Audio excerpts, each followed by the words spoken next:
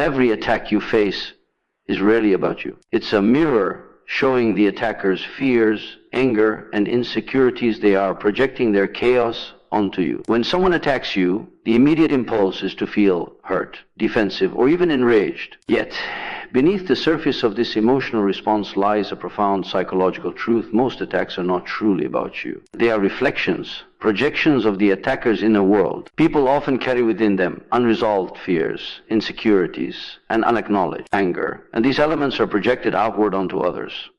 The moment you begin to see the attacks as mirrors rather than arrows aimed at your character, you gain a radical advantage. Perspective projection is a mechanism of the unconscious mind, a way for individuals to externalize what they cannot face within themselves. Consider the person who criticizes you for being selfish. On the surface, their accusation might feel like a direct judgment, an attempt to diminish your sense of worth. But if you look deeper, you will see that their judgment likely reveals their own struggle with selfishness or a fear of appearing inadequate in the eyes of others. They cannot tolerate that part of themselves, so their mind projects it onto someone else, transforming their inner conflict into a narrative where you become the target. This understanding is liberating because it changes the way you experience interpersonal conflict. When you grasp that attacks are mirrors, you stop personalizing them. Words lose their sting, not because they are meaningless, but because you recognize their source. Their venom is a reflection of something unprocessed, unexamined, and often unconscious within the attacker. This does not excuse cruelty or malice, but it reframes your perception. The attack is not a definitive statement about your worth. It is an invitation to observe human psychology in action.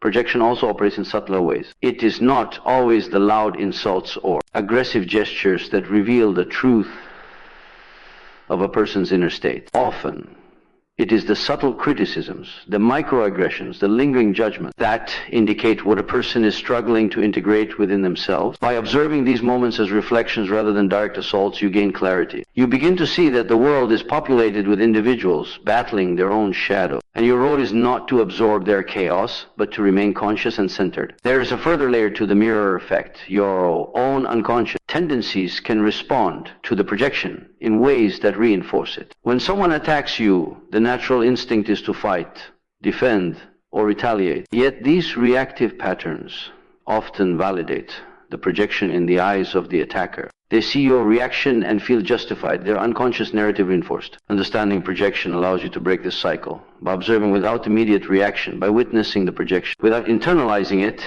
you maintain autonomy over your psyche. The mirror also offers profound insight into human dynamics. Every attack carries information, subtle or overt, about the attacker's inner world. A jealous comment might indicate insecurities about competence or status. A harsh critique could reveal fear of inadequacy or shame. Observing these projections with equanimity allows you not only to protect yourself, but also to cultivate empathy. This does not mean condoning harmful behavior, but rather seeing it through a lens that distinguishes your self-worth from the unprocessed struggles of others. The concept of projection reminds us that most interpersonal conflict is entangled with unconscious material. People rarely attack purely rationally or with clear intention. They are often responding to internal turbulence they cannot name or manage. By recognizing this, you begin to see attacks as psychological phenomena rather than moral judgments. The mirror effect can even become a tool for personal growth.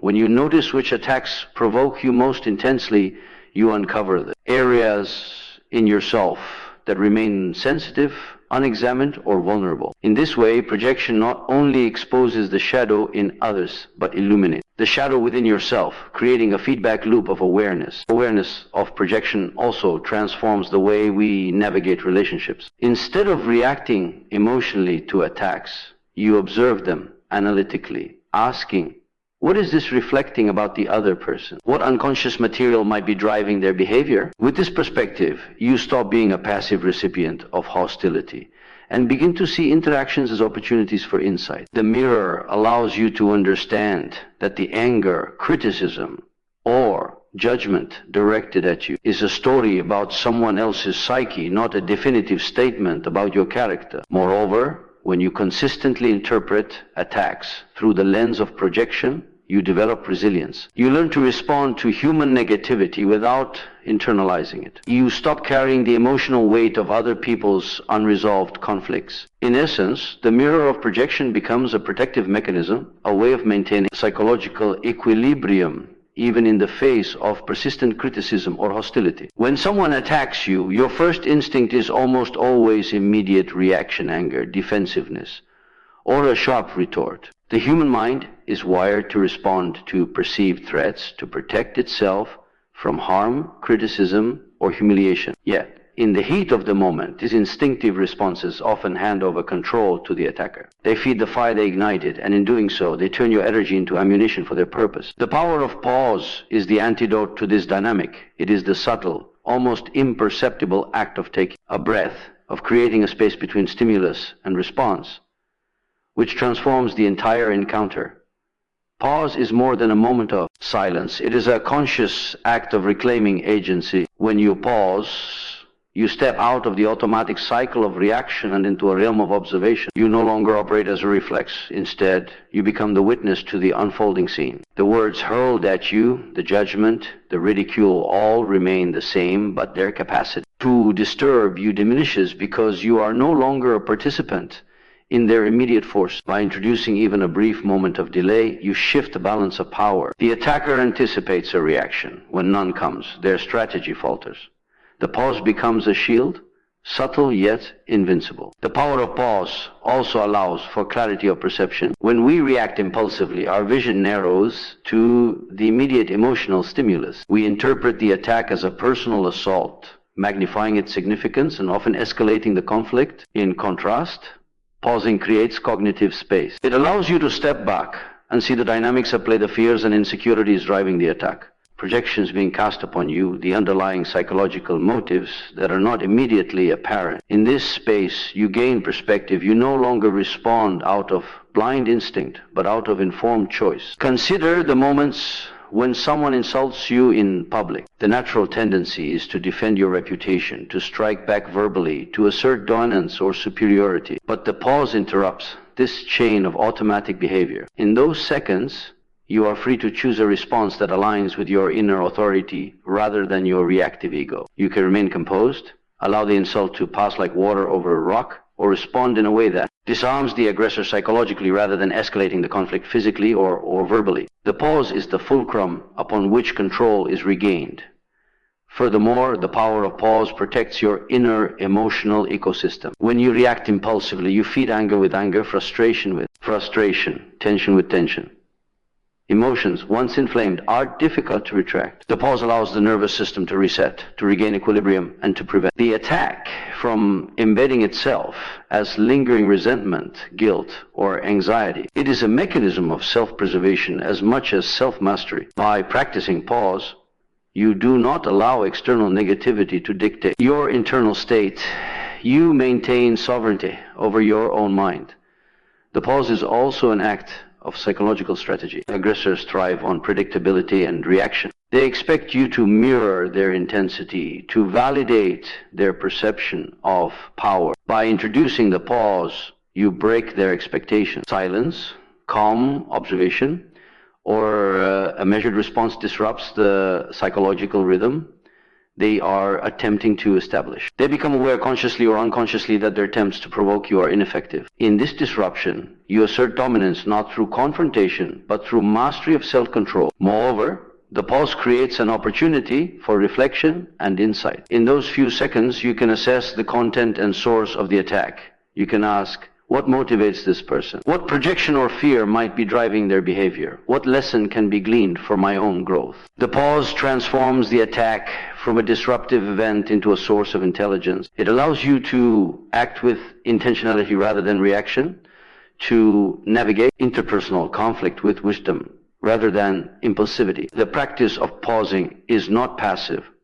It is an active form of engagement. It requires discipline, awareness, and emotional maturity. Each pause strengthens the mind's ability to remain unshaken, even in the face of sustained hostility. It becomes a tool for cultivating patience, empathy, and strategic insight. Over time, this practice builds an internal architecture of resilience, a way of moving through the world that is less reactive less vulnerable, and more aligned with conscious choice. Finally, the power of pause reinforces the fundamental truth that your response belongs to you and no one else. The attack is transient, a fleeting projection, a temporary disturbance, but your reaction has consequences. By choosing pause, you reclaim the narrative of the interaction. You demonstrate to yourself and silently to others that your composure is not negotiable, that your inner world is yours to govern, and that external provocation do not dictate your peace or clarity. Every human being carries a hidden dimension, a part of themselves that is often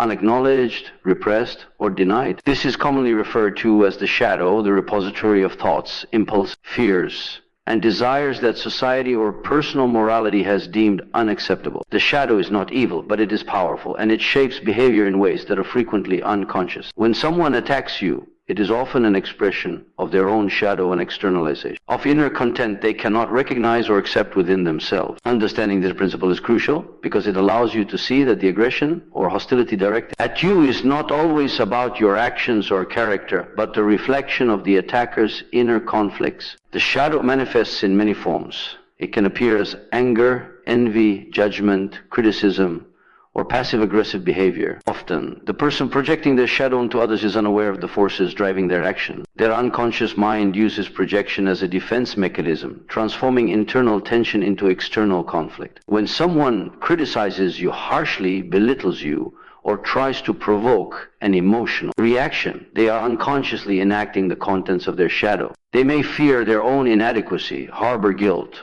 or wrestle with impulses they find unacceptable, and by projecting these feelings onto you, they temporarily distance themselves from the discomfort of facing these truths internally. Recognizing this pattern transforms the way you perceive attacks. Instead of taking offense, you begin to view the behavior as a signal, a psychological clue about the inner world of the attacker. This awareness reduces the personal sting of the attack because it becomes clear that the negativity is less about you and more about the other person's inner turmoil. It shifts the lens from victimhood to insight, from reactive suffering to conscious understanding. You are no longer merely a target of hostility, but a witness to the dynamics of the human psyche in action. The shadow is not only a tool for understanding others, it is also a mirror for understanding yourself. Observing which attacks provoke you most intensely reveals areas within your own psyche that remain sensitive or unexamined. When criticism or hostility triggers a disproportionate emotional response, it often indicates that a similar shadow element exists within you, waiting for acknowledgement or integration. In this way, attacks become opportunities for introspection and growth. The shadow of the attacker illuminates the shadow within yourself, offering a path towards self-awareness and psychological maturity. Engaging with the concept of the shadow requires courage. Most people avoid their own darkness, fearing what they might discover. Yet avoidance allows the shadow to operate unconsciously, influencing perception, judgment, and behavior without conscious awareness. By observing the shadow in others, you develop the capacity to face your own. You can recognize that the impulses, fears, or insecurities you encounter externally may be reflections of your own inner conflicts, allowing you to respond with understanding rather than blind reactivity. This does not mean condoning destructive behavior. It means seeing beyond surface appearances to the psychological forces at play. Understanding the shadow also fosters empathy and detachment simultaneously. Empathy arises because you recognize that all. Humans struggle with hidden aspects of themselves. Detachment arises because you see the attack as a projection rather than a definitive truth about your worth or identity. By balancing these perspectives, you maintain composure and clarity, preserving your psychological equilibrium even in the face of intense hostility. You respond from awareness rather than from the reactive ego, which diminishes the power of external provocation. The shadow influences relationships and social interactions profoundly. Many conflicts, misunderstandings, and emotional wounds are rooted in projections of unacknowledged content. When someone attacks you, their shadow is revealing itself consciously or unconsciously. By noticing the patterns, the recurring triggers, and the emotional undertones, you develop a nuanced understanding of human behavior. This insight allows you to navigate challenging interactions with skill, avoiding unnecessary escalation, and maintaining control over your own emotional state. Moreover, engaging with the shadow is not a purely defensive practice.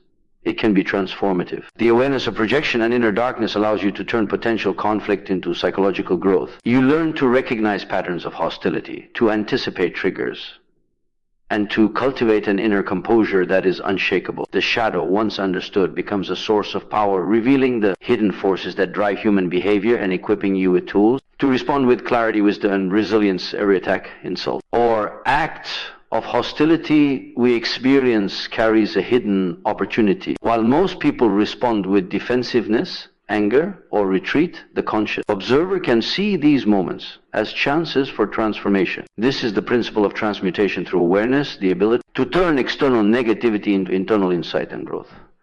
The process begins with a fundamental shift in perception. Rather than viewing attacks as purely harmful or personal, we can see them as reflections of both the attacker's inner state and our own vulnerabilities. Awareness transforms an assault from a source of suffering into a source of understanding, revealing truths about human nature, social dynamics, and the contours of our own psyche. The first step in this transformation is observation. When someone attacks you, the natural instinct is to react, to defend, retaliate, or justify yourself. Yet, by observing without immediate response, you create a space in which the attack can be understood rather than absorbed. This observation is not passive.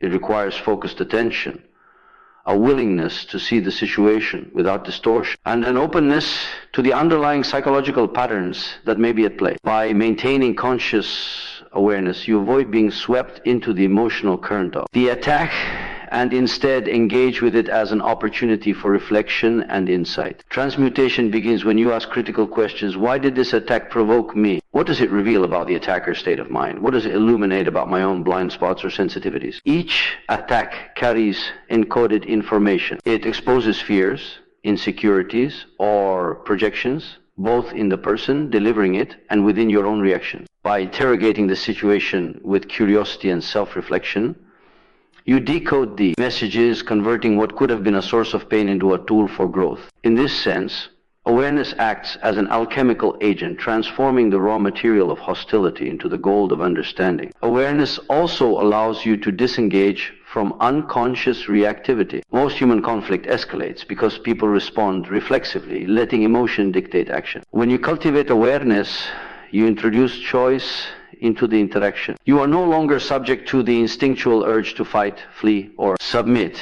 Instead, you act from a place of conscious decision-making. This choice is powerful because it shifts the locus of control from external circumstances to your own inner state. The attacker's power diminishes the moment you refuse to be controlled by their projections or aggression. Furthermore, transmutation through awareness is deeply tied to self-knowledge. By examining what attacks trigger within you, you uncover unresolved emotional material, vulnerabilities, and patterns of thought that might otherwise remain hidden. These triggers illuminate aspects of the self that need attention, integration, or healing. In essence, every conflict or attack becomes a mirror, reflecting not only the attacker's shadow, but also your own. By engaging with these reflections consciously, you turn adversity into a development process, learning more about the structure and limits of your own psyche. This process is also transformative in how it shapes your interactions with others. When you respond to attacks with awareness, you move from reactive participation to deliberate engagement. You can choose to respond calmly, to disengage gracefully, or to address the underlying issues without becoming entangled in conflict. The dynamics of interpersonal relationships change because you no longer feed the cycle of projection, anger, or escalation. Awareness becomes a stabilizing force, influencing both your internal equilibrium and the energy of the interaction itself. The transmutation of attacks is not about suppression or denial. It is about integrating the experience into a larger framework of understanding. It requires courage to face hostility without flinching, to examine the motivation behind it, and to reflect on its implications for your own inner work. This practice fosters resilience, emotional intelligence, and strategic insight, equipping you with the ability to navigate the complexities of human behavior with composure and discernment. By converting external negativity into internal clarity, you cultivate a mindset that is both impervious to unnecessary suffering and enriched by experience. Over time, transmutation through awareness strengthens the mind and character. Each encounter with aggression becomes a stepping stone for personal evolution. You learn to see beyond surface appearances, to recognize hidden motivations, and to respond in ways that preserve dignity and composure. The psychological alchemy of awareness allows you to transform potential harm into knowledge, fear into understanding, and hostility into insight. Through this lens, attacks cease to be purely destructive. They become instruments for psychological growth, avenues for self-realization, and mirrors reflecting the deeper truths of human nature. Every human mind can become a battlefield when faced with hostility, criticism, or projection from others. In these moments, the ability to maintain composure, clarity, and resilience is not just desirable, it is essential. This is where the concept of the inner fortress comes into play. An inner fortress is a psychological structure built through self-awareness, discipline, and understanding of human nature. It is a sanctuary of the mind that cannot be easily penetrated by the attacks, judgments, or manipulations of others. Constructing this fortress is not about isolation from the world, nor is it about detachment from reality. It is about cultivating a stable core from which all interactions can be navigated with autonomy, clarity, and conscious choice. The first principle of the inner fortress is self-knowledge. One cannot defend effectively against external attacks without understanding the vulnerabilities within. Each individual has sensitivities, fears, and patterns that can be exploited or triggered by the words and actions of others. The foundation of the fortress is laid by exploring these elements of the self without judgment. Awareness of one's triggers, insecurities, and emotional patterns allows for the construction of psychological walls that do not suppress feelings but manage them.